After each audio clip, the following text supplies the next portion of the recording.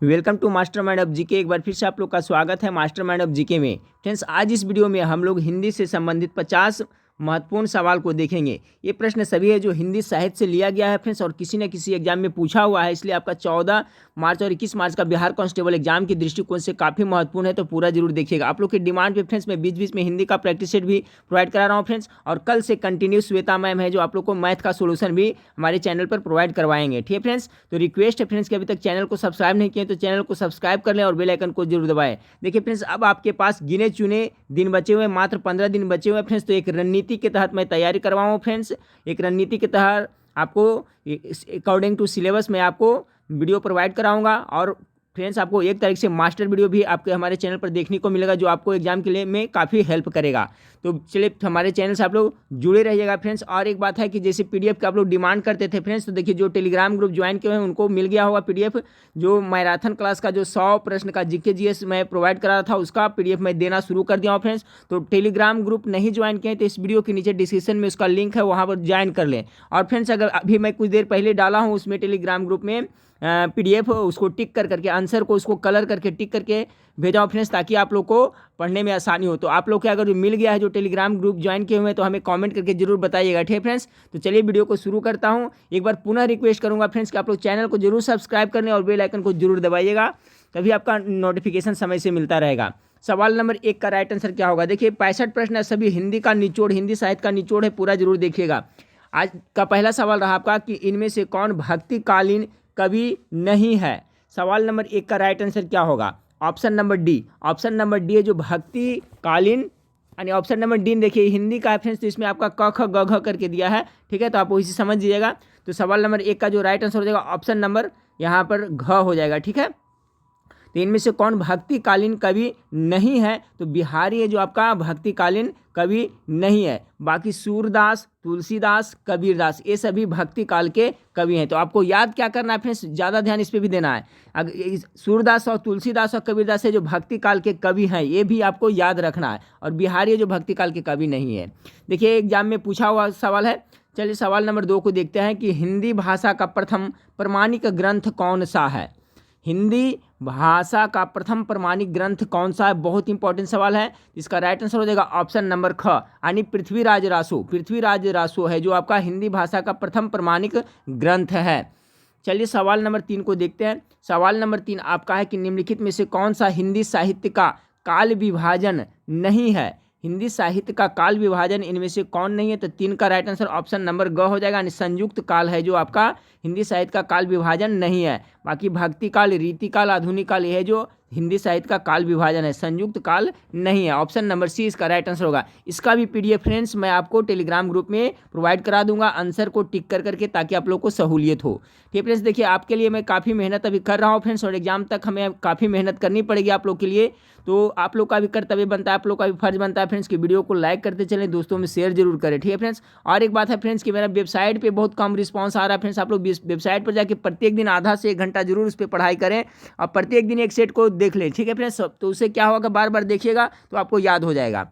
तो उसका लिंक भी इस वीडियो के नीचे डिस्क्रिप्शन में दिया हुआ है। ठीक है, अब वेबसाइट का नाम आप लोग को सभी को पता है फ्रेंड्स, जीके mastermind.com, गूगल में सर्च करिएगा तो वो भी आ जाएगा। ठीक है, सवाल नंबर 4, सुमित्रानंद पंत को किस कृति पर ज्ञानपीठ पुरस्कार मिला था? ये देखिए आपका जीके जीएस में भी सवाल आपको पूछा जाता है। ठीक है फ्रेंड्स, तो सुमित्रानंद पंत को किस कृति पर ज्ञानपीठ पुरस्कार मिला था? 4 का राइट आंसर हो जाएगा ऑप्शन नंबर ग, यानी चिदम्बरा। अब देखिए इसमें 2 वाद हुआ फ्रेंड्स, चिदम्बरा के लेखक कौन है? तो सुमित्रानंद पंत है, और यही चिदम्बरा पर आपको सुमित्रानंद पंत जी को ज्ञानपीठ पुरस्कार मिला था। 4 का राइट आंसर ऑप्शन नंबर ग हो जाएगा, यानी चिदम्बरा।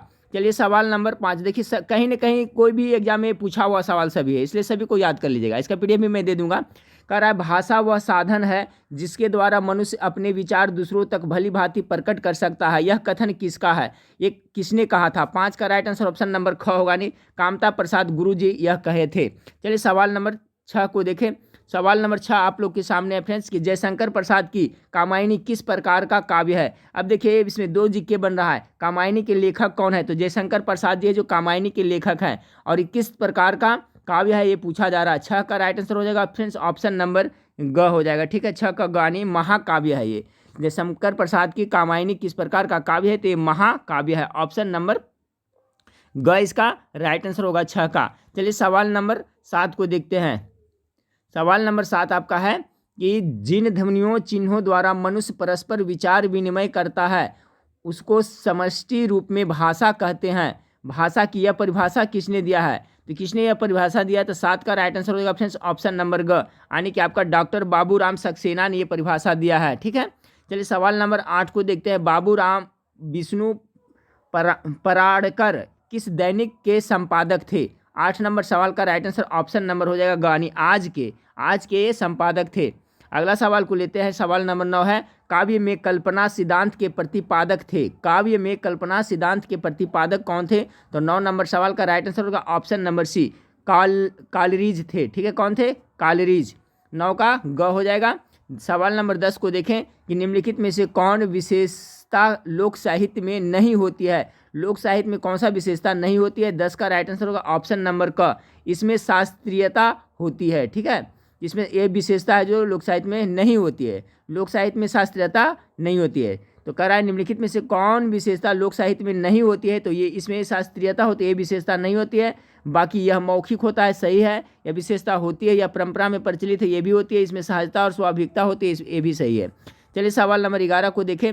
साहित्य में दलित रचनाकारों का पहला बड़ा और कारगर हस्तक्षेप किस भाषा में हुआ?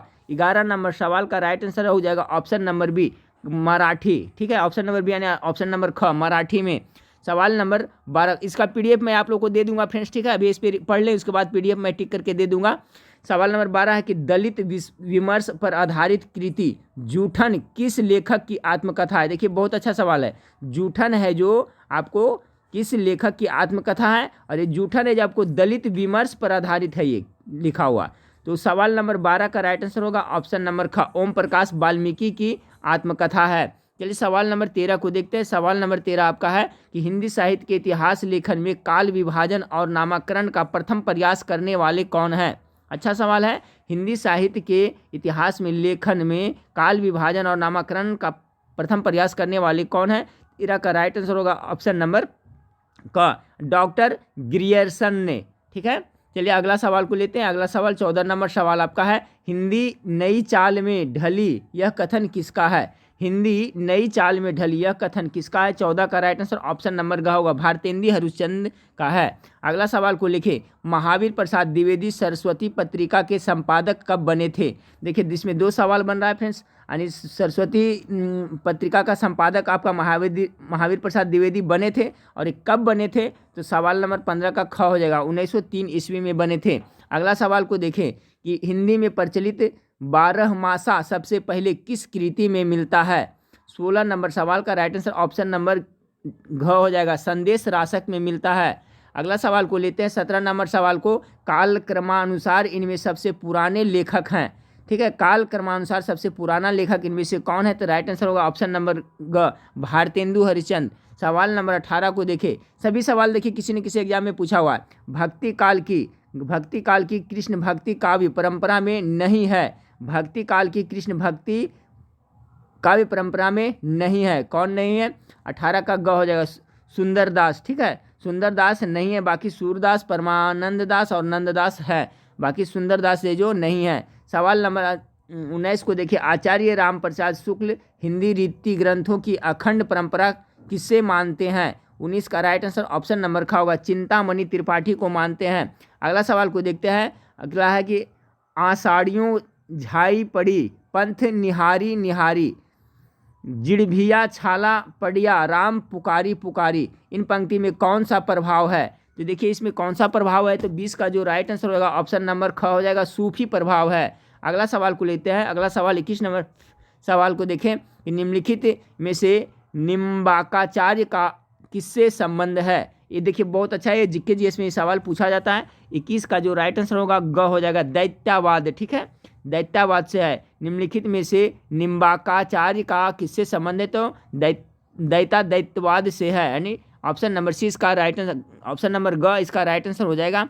चलिए सवाल नंबर 22 को देखते हैं। काशी नगरी प्राचीरणी की स्थापना किस वर्ष हुई थी? 22 नंबर सवाल का राइट आंसर ऑप्शन नंबर ग हो जाएगा, 1893 ईस्वी में। अगला सवाल को देखते हैं फ्रेंड्स कि निम्नलिखित कवियों में से किसे प्रेमाख्यानक काव्य की रचना नहीं की है? तो कौन नहीं की है? जो प्रेमा खामक काव्य की रचना नहीं की है, तो 23 का राइट आंसर हो जाएगा घ, यानी अब्दुल कादिर है जो नहीं किए हैं, बाकी ये सब किए हैं। अगला सवाल को लेते हैं, लोक मंगल की भावना के सर्वश्रेष्ठ कवि कौन है? 24 नंबर सवाल का राइट आंसर हो जाएगा ऑप्शन नंबर ख, तुलसीदास। लोक मंगल की भावना की सर्वश्रेष्ठ कवि किसे माना जाता है? तो तुलसीदास को माना जाता है।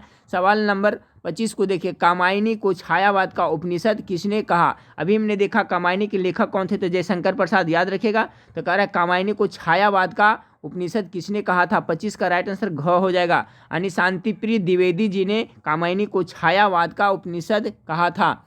अगला सवाल को लेते हैं, तार सप्तक काव्य संग्रह का प्रकाशन कब हुआ था? तार सप्तक काव्य संग्रह का प्रकाशन कब हुआ था? सवाल नंबर 26 का राइट आंसर घ हो जाएगा, सन कितना 1943 ईस्वी में। अगला सवाल को लेते हैं, महावीर प्रसाद द्विवेदी और हिंदी नवजागरण के लेखक कौन है? महावीर प्रसाद द्विवेदी और हिंदी नवजागरण के लेखक कौन है? देखिए तो पूरा बुक का ही नाम है, महावीर प्रसाद द्विवेदी और हिंदी नवजागरण बुक का नाम है। कि लेखक कौन है? तो 27 नंबर सवाल का राइट आंसर हो जाएगा ऑप्शन नंबर घ, यानी कि रामविलास शर्मा ने लिखा है महावीर प्रसाद द्विवेदी और हिंदी नवजागरण। अगला सवाल को 28 नंबर सवाल को लेते हैं, किस कवि की कृति को छायावाद का घोषणा पत्र कहा गया? बहुत अच्छा सवाल। किस कवि की कृति को छायावाद की घोषणा पत्र कहा गया है? तो सवाल नंबर 28 का क्या हो जाएगा? ऑप्शन नंबर क, यानी कि आपका सुमित्रानंद पंत का। अगला सवाल को लेते हैं, नवगीत दशक के संपादक कौन है? 29 नंबर सवाल का ख हो जाएगा राइट आंसर, शंभुनाथ सिंह है। नवगीत दशक के संपादक कौन है? तो शंभुनाथ सिंह है। अगला सवाल को देखें, प्रयोगवाद के प्रवर्तक का नाम लिखिए। देखिए बहुत इंपॉर्टेंट सवाल है फ्रेंड्स, प्रयोगवाद के प्रवर्तक किसे माना जाता है? सवाल नंबर 30 का राइट आंसर हो जाएगा ऑप्शन नंबर ख, अज्ञेय। अज्ञेय को प्रयोगवाद का प्रवर्तक माना जाता है। चलिए सवाल नंबर 31 को देखें कि इनमें से साठोत्री कवि कौन है? 31 नंबर सवाल का राइट आंसर हो जाएगा ऑप्शन नंबर ग, आलोक धनवा है जो साठोत्री कवि है। देखिए अभी इसे यूट्यूब पर पढ़ ले फ्रेंड्स 1-2 बार, और उसके बाद मैं इसका PDF मैं दे दूंगा, तो फटाफट आप लोग इसको 2-3 बार एग्जाम तक रिवीजन कर लीजिएगा, तो आपका सब माइंड में आ जाएगा। अगला है, निम्नलिखित कवियों में से भारतेंदुगिन कौन है? तो 32 का सही आंसर होगा ख, यानी बद्री नारायण चौधरी, यानी प्रेम धन। अगला सवाल को लेते हैं, प्रसाद की गीत कला का उत्कृष्ट रूप उनके किस संकलन में दिखाई देता है? 33 का राइट आंसर हो जाएगा ऑप्शन नंबर घ, लहर में दिखाई देता है। तो ये है प्रसाद, यानी क्या? जयशंकर प्रसाद। ठीक है फ्रेंड्स, जयशंकर प्रसाद कहीं लिखा हुआ है आपका, लहर लिखा हुआ है, आंसू भी उन्हीं का लिखा हुआ है। ठीक है, तो याद रखिएगा। तो कह रहा है प्रसाद की गीतकला का उत्कृष्ट रूप उनके किस संकलन में दिखाई देता है? तो लहर में। अगला सवाल को देखते हैं, कौन मिश्र बंधुओं में नहीं है? 34 का सही आंसर होगा ग, कृष्ण बिहारी है जो मिश्र बंधु में नहीं है। अगला सवाल को, 11 वर्ष का समय की कहानी के लेखक कौन है? अच्छा सवाल है, 11 वर्ष का समय ये कहानी है, इसका लेखक पूछा जा रहा है। 35 का राइट आंसर ऑप्शन नंबर क होगा, आचार्य रामचंद्र शुक्ल। अगला सवाल को लेते हैं कि मोरसी मोही कुंठाव के लेखक कौन है? 36 नंबर सवाल का राइट आंसर हो जाएगा ऑप्शन नंबर आपका ख, यानी कि चंद्रधर शर्मा गुलेरी। बहुत इंपॉर्टेंट याद रखिए, मोरसी मोही कुंठाव का लेखक को चंद्रधर शर्मा गुलेरी। ठीक है फ्रेंड्स, देखिए हिंदी का और मैं जो वीडियो प्रोवाइड कराऊंगा फ्रेंड्स उसमें सिलेबस के अनुसार रहेगा, तो इससे भी 1 या 2 प्रश्न पूछा जाता है, इसलिए मैं हिंदी साहित्य का निचोड़ भी आप लोग को प्रोवाइड करा दिया हूं। उसके बाद आपका समाज से विलोम शब्द, पर्यायवाची शब्द, संधि विच्छेद, ठीक है, ये सभी का वीडियो मैं आपको स्पेशल प्रोवाइड कराऊंगा। एग्जाम तक आपका हिंदी की तैयारी अच्छी हो जाएगी फ्रेंड्स, ध्यान दीजिएगा। सवाल नंबर 37 को देखिए, भारतेंदु समग्र के संपादक कौन है? सवाल नंबर 37 का राइट आंसर ऑप्शन नंबर ग हो जाएगा, हेमंत शर्मा जी हैं। अगला सवाल को 38 नंबर सवाल को देखें कि चिंतामणि भाग 4 के संपादक कौन है? 38 का राइट आंसर ऑप्शन नंबर क हो जाएगा, कुसुम चतुर्वेदी तथा डॉक्टर ओम प्रकाश सिंह चिंतामणि भाग 4 के संपादक है। सवाल नंबर 39 को देखें, सवाल नंबर 39 से, अज्ञेय द्वारा संपादित 4 तार सप्तकों में 3 कवियत्रियों का भी संकलित है।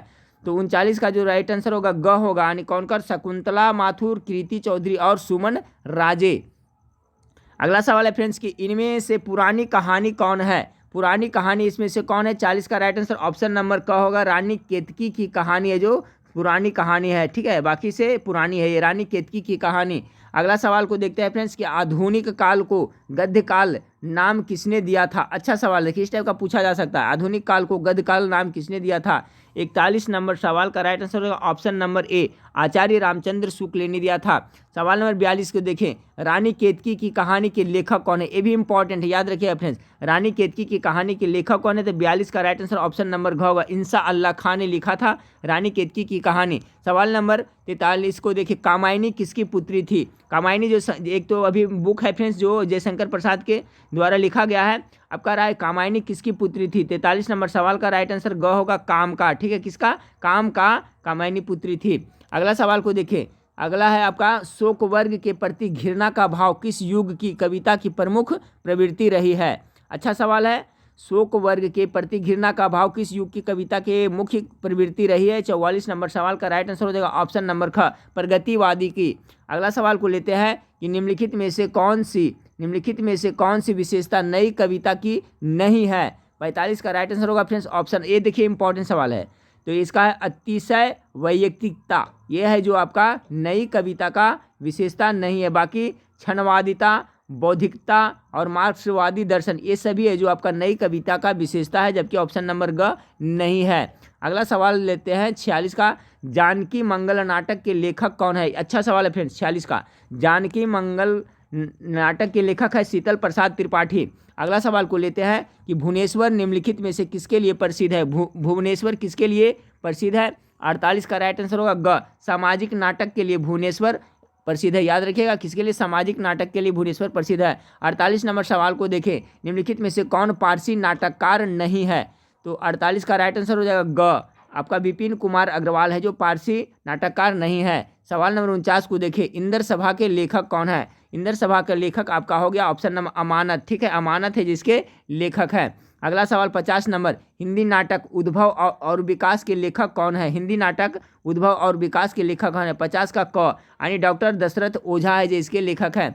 सवाल नंबर 51 को देखें, तिलचट्टे के नाटककार हैं, तिलचट्टे के नाटककार कौन है? यानी 51 नंबर सवाल का क्या होगा? तो 51 नंबर सवाल का राइट आंसर हो जाएगा फ्रेंड्स आपका ग हो जाएगा, यानी मुद्रा राक्षस। ठीक है, सवाल एक बार फिर से सुने, कह रहा है कि तिलचट्टे के नाटककार हैं कौन? तो मुद्रा राक्षस, ऑप्शन नंबर ग इसका राइट आंसर होगा 51 का। सवाल नंबर 52 को देखिए, भिखारी ठाकुर का विदेशिया है क्या है? देखिए इस टाइप का सवाल आपको पूछा जा सकता है फ्रेंड्स।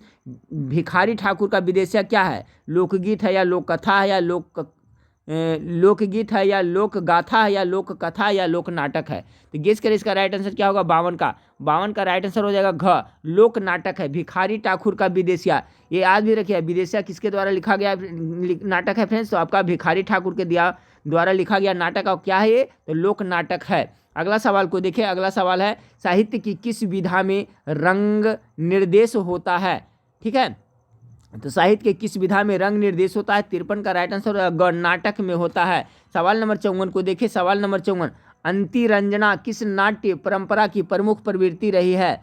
54 का इसका राइट आंसर क्या होगा फ्रेंड्स? फटाफट गेस करें।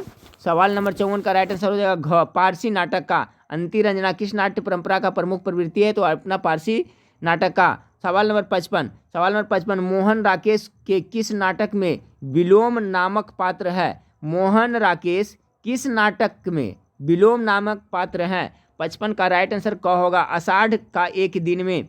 अगला सवाल को लेते हैं, रूठी रानी उपन्यास के लेखक कौन है? बहुत अच्छा सवाल है फ्रेंड्स। रूठी रानी के कौन लेखक है? तो अपना प्रेमचंद्र जो लिखे हैं। ठीक है, प्रेमचंद्र, रूठी रानी एक उपन्यास है जिसके लेखक कौन है? तो प्रेमचंद्र है। 56 का राइट आंसर क हो जाएगा।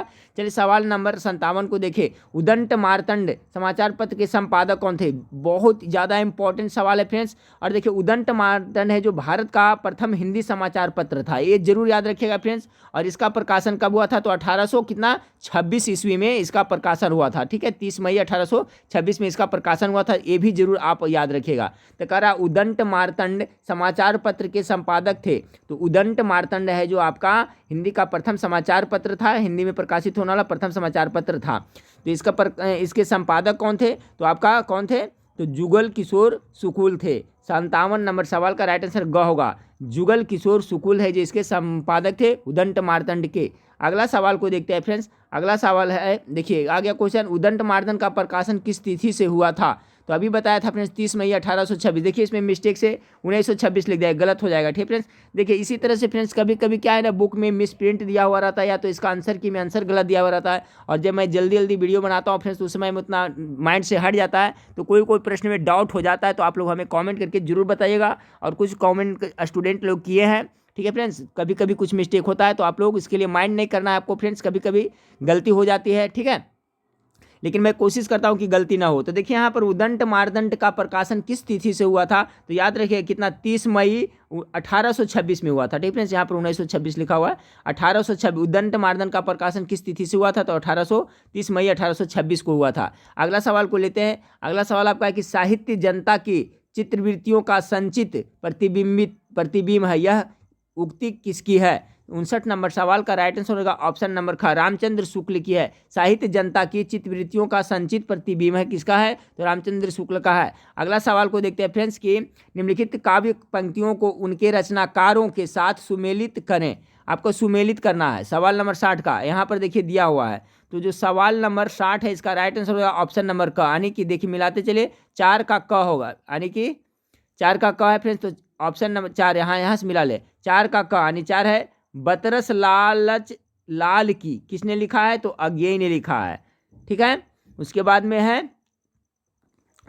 हो गया आपका 3 के ख, यानी ये उपमान मैले हो गए हैं, यानी किसने लिखा है, ये बिहारी ने लिखा है। ये उपमान मैले हो गए, बिहारी ने लिखा है। अब बच गया 1 का ग, भक्ति ही ज्ञान ही नहीं कुछ भेदा, तो 3 का जो आपका है फ्रेंड्स, सॉरी 1 का है जो ग है, यानी कि किसने, मैथिली शरण गुप्त लिखे हैं। अब बच गया 2 का क्या हो जाएगा घ, तो 2 का है हम राज्य के लिए मरते हैं के लेखक कौन है, तो तुलसीदास है। अब एक बार फिर से इसको देख ले फ्रेंड्स, 4 का क कर आने बरतस लालच लाल की अज्ञेय ने लिखा है, 4 का क हो गया। इसके बाद में 3 का ख, ठीक है 3 का ख, 3 आपका ये उपमान मैले हो गए हैं, कौन लिखा है, तो बिहारी ने लिखा है। उसके बाद में 2 का, उसके बाद में 1 का ग लिख रहा है, भक्त ही ज्ञान ही नहीं कुछ भेदा, 1 का ग यानी आपका किसने लिखा है, तो मैथिली शरण गुप्त ने लिखा है। अब बच गया फ्रेंड्स आपका क्या, 2 का घा, 2 यानी हम राज के लिए मरते हैं, किसने लिखा है, तुलसीदास ने लिखा है। चलिए अगला सवाल को लेते हैं। सवाल नंबर 61 को देखें। सवाल नंबर 61 आप लोग के सामने है कि निम्नलिखित में से किस मुसलमान कवि की रचना प्रेम चिनगारी है। ठीक है, देखिए ये जो मुसलमान कवि थी और प्रेम चिनगारी के लेखक कौन है, बहुत अच्छा एग्जाम की दृष्टिकोण से प्रश्न है। तो 61 का जो घ हो जाएगा नूर मोहम्मद ने प्रेम चिनगारी लिखा था। ठीक है, नूर मोहम्मद ने प्रेम चिनगारी लिखा था। अगला सवाल को लेते हैं। हिंदी साहित्य में राम काव्य के मुख्य प्रेरणा स्रोत है, कौन हो जाएगा 62 का, तो इसका स्वामी रामानंद हो जाएगा। हिंदी साहित्य में राम काव्य के मुख्य प्रेरणा स्रोत है कौन सा, तो स्वामी रामानंद, ऑप्शन नंबर ग इसका राइट आंसर हो जाएगा 62 का ग। सवाल नंबर 63 को देखें। 63 नंबर सवाल है, नई कविता सूक्ष्म के प्रति अति सूक्ष्म का विद्रोह है, यह कथन किसका है। बहुत अच्छा सवाल, नई कविता सूक्ष्म के प्रति अति सूक्ष्म का विद्रोह है, यह कथन किसका है, तो आपका 63 नंबर सवाल का राइट आंसर होगा ऑप्शन नंबर घ, जगदीश गुप्त का है। सवाल नंबर 64 को देखें। इनमें से कौन भावार्थ रामायण के रचनाकार माने जाते हैं।